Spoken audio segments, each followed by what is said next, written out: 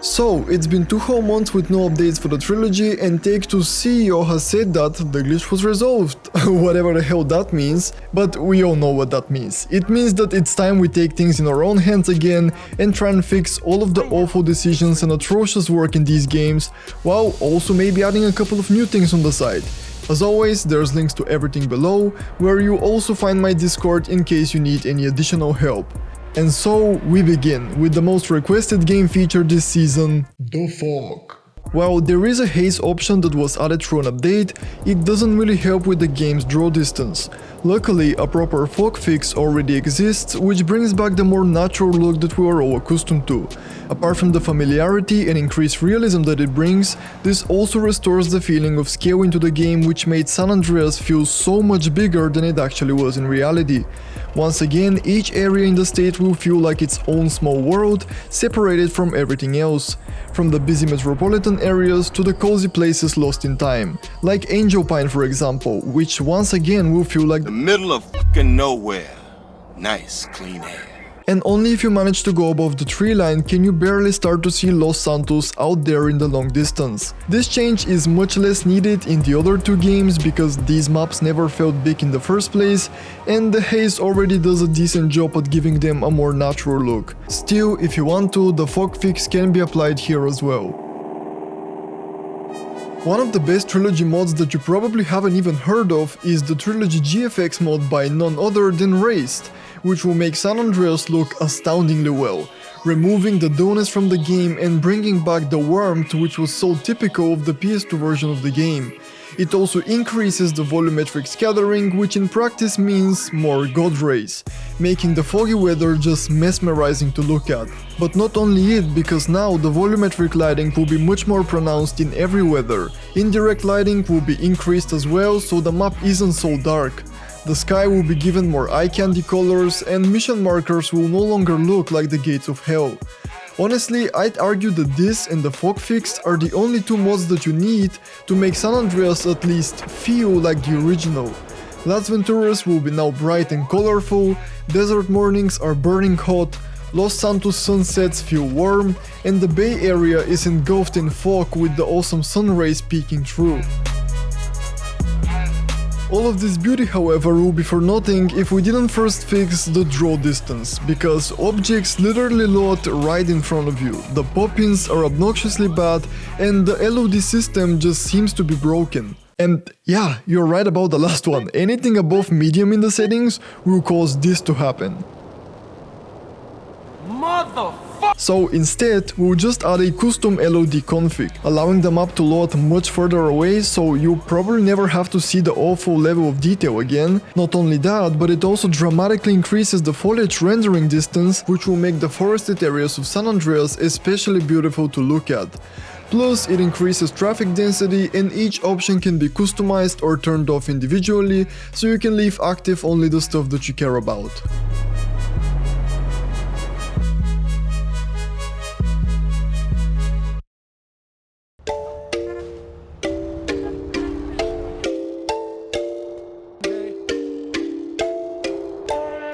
To be honest, the retexturing in the Trilogy is not all bad.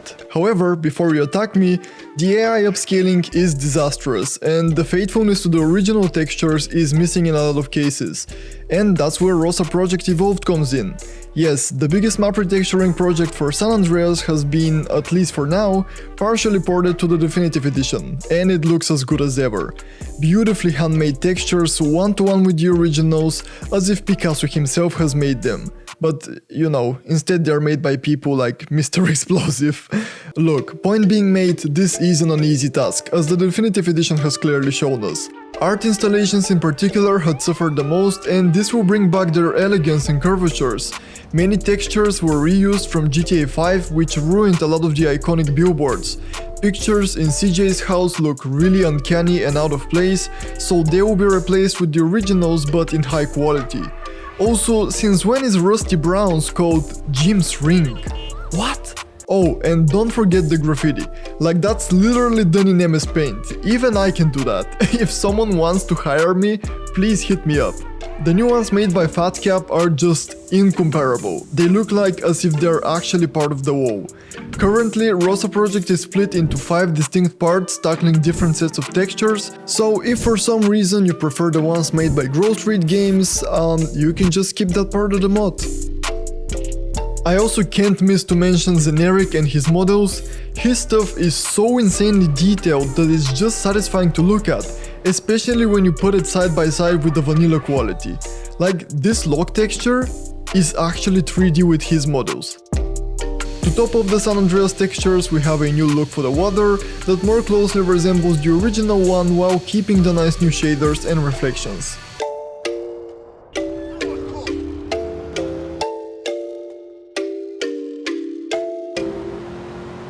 As with most things in the trilogy, there's also discrepancy in the ROD quality in Vice City. Some look amazing and others are competing for being the most pixelated.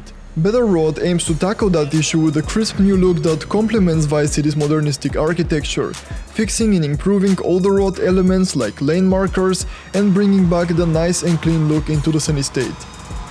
Funny enough, in my previous Trilogy video I actually criticized GTA 3 for the exact opposite thing, calling the roads way too perfect for the otherwise gritty nature of Liberty City. Luckily, someone else felt the same way too, so they changed their color to the much more fitting greyish tone that goes along well with the monotone feel of the city. Alongside it, the Xbox textures, just like in San Andreas, will fix all of the badly AI upscaled billboards and other advertisements around town, restore the unfaithfully changed signs like Cipriani's or Pay and Spray and... Is that Comic Sans? And storefronts, because Irish pasta is very popular in Italian neighborhoods, in case you didn't know. Interestingly, the fog alongside the new roads not only helps to remove the Roblox look from the game, but also helps to restore its darker atmosphere. You can of course take that a step further by installing a ReShade preset or using GeForce Experience for those with an Nvidia GPU. I was able to get some solid results this way.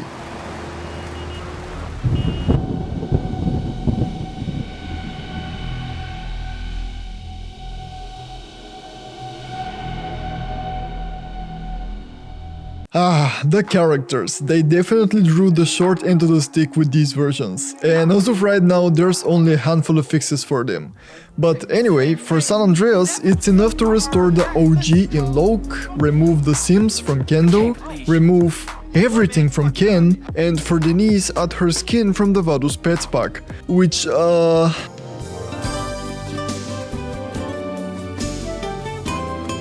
yeah, I think I'm in love. Finally, we'll replace Claude with his GTA 3 model, which I'm not sure why wasn't like that in the first place. There's a few mods that change CJ, but the only one that I'd recommend is proper player retexture, which also happens to be the most complete one, having a much more natural face, retextured body, retextured hairstyles, but only a handful of clothing, the most important of which are those sexy new jeans that, pay attention, have a reflective belt. Now that's a feature worth $60. For Vice City and GTA 3 there's faithful characters, and yeah, I could see that being the case with Claude, but with Tommy, man, he still looks like he's eaten all of the rest of the characters. Apart from that, there's a bunch of other skin fixes available which replace the weird looking faces of characters with ones from Vice City Stories, Classic Vice City or Classic San Andreas. And while mixing low and high poly models might sound like a bad idea, the result is surprisingly good. They knew I was coming, Sonny. Tommy, watch your tone.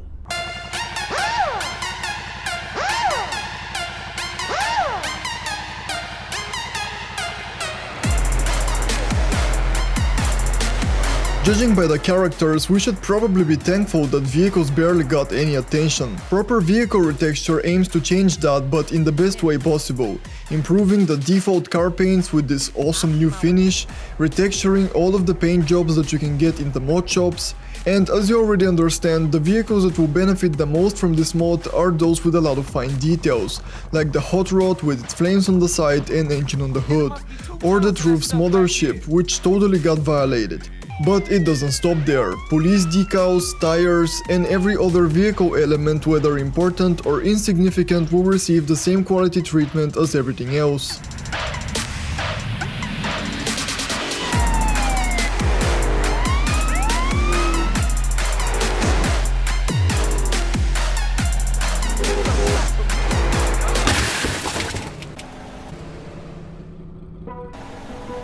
Yep, there is a gameplay section, but no fixes here, only new additions. The first two of which are both first-person mods, one for vehicles and one for the on-foot controls, which is actually the built-in VR mode that was announced before release. Considering the vast amount of environments and transportation methods in this game, you can get some pretty nice perspectives using these two. Get on a plane and see the world from above, get on a jetpack and fly between the buildings, jump into the sea and explore the new marine life, or stop and check out those new jeans of yours. The possibilities are endless. You know how everyone asks for GTA 6 to have all the buildings be enterable? Well, GTA San Andreas has had that feature ever since the first enterable hidden interiors mod came out in 2013. And now such a mod is also available for the Definitive Edition as well, giving you access to all of the main storyline interiors, all of the houses available during the burglary minigame, all of CJ's girlfriend houses, all of the 24/7 shops, and a bunch of unused interiors from the original game like the San Fierro Police Department.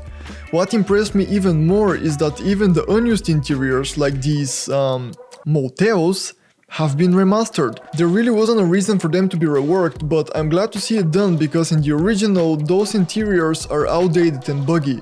Not saying that they are perfect here, but hey, it's a good starting ground for modders to build upon. Not only that, but I was surprised to see that even areas that usually you won't be able to see, like during cutscenes, have received some love.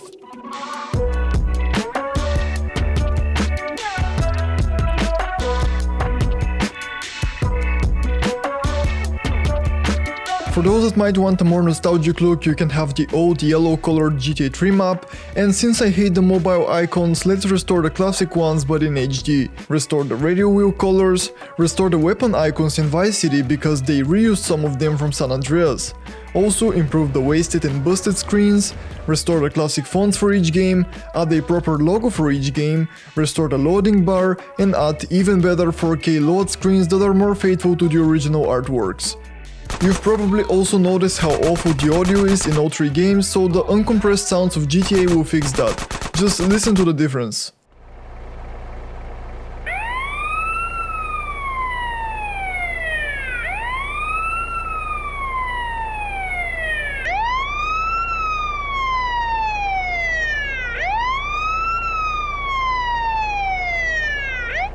And most importantly, the mods that restore all of the cut music from all the radio stations across the three games.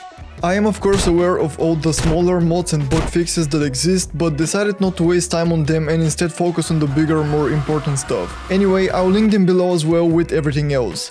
And with that, we've brought these games one step closer to how they were 20 years ago. Man, this is depressing. But hey, cheer up, I have a Patreon now for those that might want to show me some additional support. Liking and subscribing is always much appreciated to help me get my videos out there and make more of them. So that's it for now, thank you for watching and I'll see you next time.